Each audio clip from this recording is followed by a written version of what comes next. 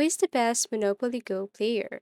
So this is a very easy tutorial. If you want to know who is the best player on Monopoly Go, all you have to do is to open your Monopoly Go, go to friends, and we have options here like add friends, timeline, and leaderboard. All you have to do is to tap this leaderboard here. So once you tap this leaderboard, we have options like global, locals, and friends. So to know the best player, you just have to tap this global here.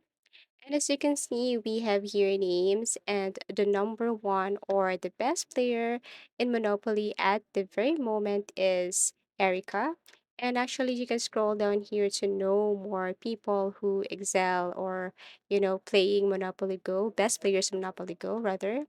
And if you want to know locals or if you want to know the best players, locals, you just have to tap this locals here. And if you want to know the best players, under friends category, you just have to tap friends. So we have here Erica with 23,984, followed with Doug with 22,639. Now, if you want to know how to be a best player here in Monopoly Go, of course, you just have to simply know these tips. Be sure to use the shields more quickly.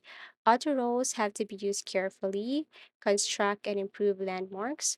Participate in the mini games and realize how important homes are. Thank you so much for watching and see you again in our next videos.